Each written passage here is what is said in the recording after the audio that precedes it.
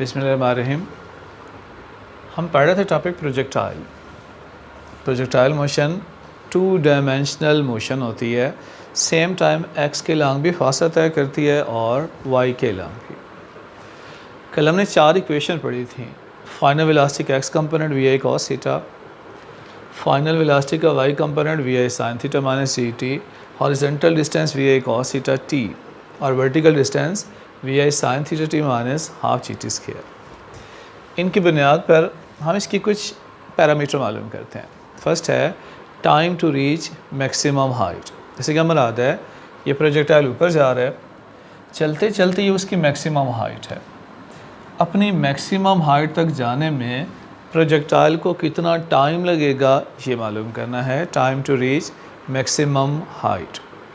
Second है total height attain by projectile. ये जो प्रोजेक्टाइल है ये कुल कितना ऊंचा गया, इसकी कुल हाइट कितनी है। तो ज़मीन से फासला हाइट भी मालूम करेंगे, वाई डिस्टेंस मालूम करेंगे। तीसरा है time of flight. Time of flight से ये मुराद है कि उड़ने से लेकर दोबारा ज़मीन पर गिरने तक कुल कितना टाइम लगा, उसे टाइम ऑफ फ्लाइट कहते हैं। चौथा है हॉरिजेंटल रेंज। हॉरिजेंटल फासला ये होता है प्रोजेक्टाइल कुल एक्स के लॉन्ग कितना दूर गया, हॉरिजेंटल के लॉन्ग कितना फासला तय किया, इसे हॉरिजेंटल रेंज कहते हैं। तो बारी बारी हमने ये 4 चीज़ें फाइंड करनी है। First we find time to reach maximum height. Projectile को मैक्सिमम हाइट तक जाने में कितना टाइम लगा, ये मैक्सिमम हाइट है। हमें पता है जब किसी बॉडी को फेंका जाता है तो मैक्सिमम हाइट पे जाके उसकी फाइनल वेलोसिटी 0 हो जाती है। हमारे पास फाइनल वेलोसिटी के 2 कंपोनेंट हैं, एक्स कंपोनेंट और वाई कंपोनेंट। प्रोजेक्टाइल मोशन ऐसी मोशन होती है जिसकी हॉरिजॉन्टल वेलोसिटी तो कांस्टेंट रहती है, वर्टिकल वेलोसिटी में चेंज आती है। लिहाजा चेंज किस में आती है, वर्टिकल कंपोनेंट में, वाई कंपोनेंट में। तो यहाँ फाइनल वेलोसिटी का वाई कंपोनेंट 0 होता है। तो हाईएस्ट पॉइंट की निशानी ये है, यहाँ वी एफ वाई 0 होता है। तो आप इक्वेशन 2 को देख लें। From equation 2 V F Y is equal to V I sine theta minus G T. इस इक्वेशन में वी एफ वाई को 0 पुट कर लें। 0 is equal to V I sine theta minus G T. G T इधर आके plus हो गया, G T is equal to V I sine theta. Time की वैल्यू बन गई V I sine theta divided by जी। तो ये टाइम है हाईएस्ट पॉइंट तक जाने के लिए। प्रोजेक्टाइल को मैक्सिमम हाइट तक जाने में ये टाइम लगा।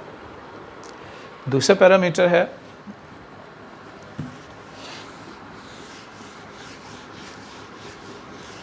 Total height attain by projectile.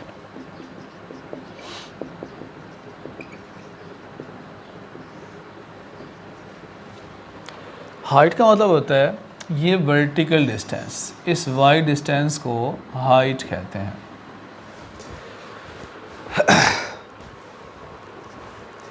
इसको आप सिंपल इस इक्वेशन से मालूम कर लें। 2s is equal to V F square minus V I square. चूँकि वाई डिस्टेंस मालूम करना है तो आप s की जगह y पुट कर लें। सो 2ay, जब ये y है सारे y कंपोनेंट हो गए, V F Y square V I Y square. अब हमें पता है अपवर्ड मोशन में a माइनस जी होता है और वी एफ वाई की वैल्यू हाईएस्ट पॉइंट पर 0 होती है। इनिशियल वेलोसिटी का y कंपोनेंट होता है वी आई साइन थीटा।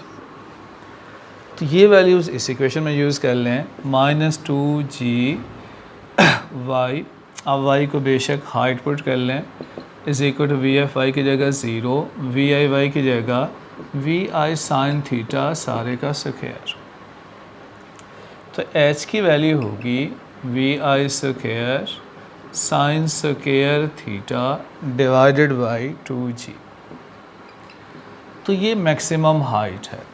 कुल प्रोजेक्टाइल कितनी हाइट ऊपर जाता है वो ये है। तीसरा पॉइंट है total time of flight.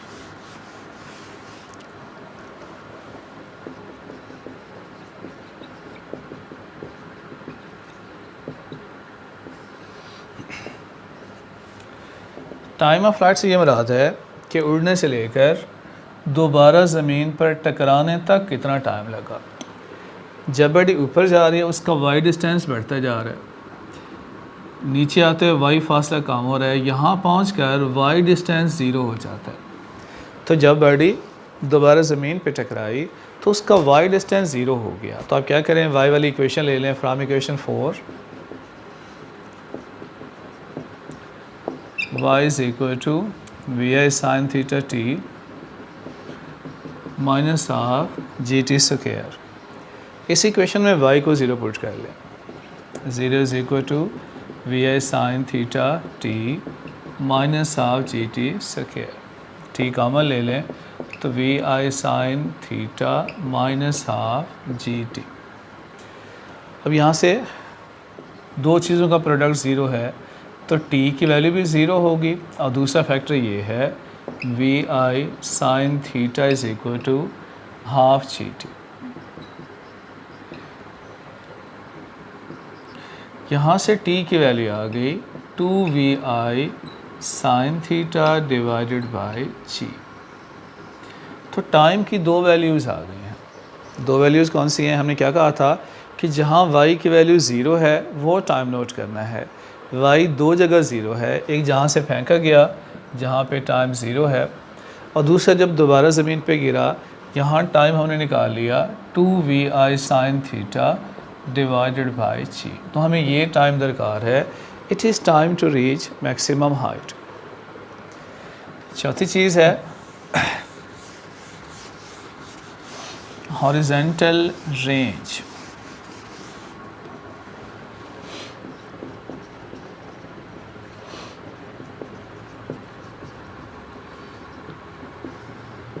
Horizontal range होता है ये x डिस्टेंस। प्रोजेक्टाइल ने कुल x फासला कितना तय किया वो हम x की इक्वेशन से मालूम कर लेते हैं। From equation 3 x is equal to V I cos theta T. अब हम x फासला मालूम कर सकते हैं। जहाँ तक आपने डिस्टेंस मालूम करना है यहाँ तक टाइम को पता होना चाहिए और वो टोटल टाइम ऑफ फ्लाइट है। ऐसी इक्वेशन में आप टोटल टाइम की जगह उसकी वैल्यू पुट करें तो ये x बराबर होगा रेंज के V I cos theta multiply t की जगह 2vi sine theta divided by G. इसे लिख सकते हैं V I square over G 2 sine theta cos theta. V I square G को अलग कर दिया, 2 साइन थीटा कॉस थीटा को अलग। एक ट्रिग्नोमेट्री का फार्मूला है कि 2 sine theta cos theta is equal to sine 2 theta. तो आप इसकी जगह लिखें sine 2 theta. V I square over G sine 2 theta, ये रेंज की इक्वेशन है।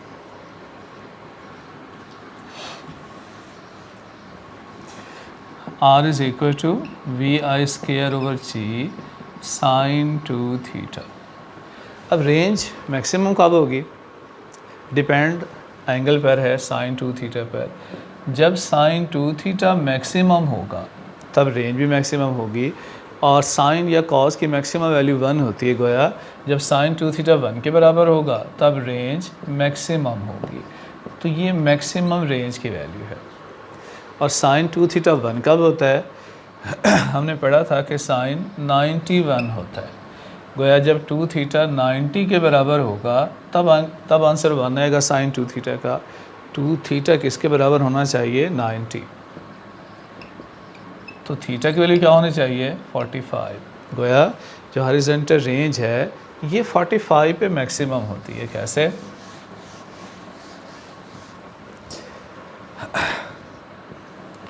यहाँ से आप प्रोजेक्टाइल को फेंकें 30 डिग्री से तो यहीं पे गिर गया। 45 पे फेंकें सबसे ज़्यादा दूर जाएगा। 60 पर फेंकें तो यहीं गिर गया। 80 पर फेंकें ऊंचा ज़्यादा जाएगा, यहीं गिर जाएगा। तो सबसे ज़्यादा दूर कब जाता है? रेंज किस एंगल पे ज़्यादा होती है? 45 पर। हाइट 90 पे ज़्यादा होती है और हॉरिजेंटल रेंज 45 पे ज़्यादा होती है।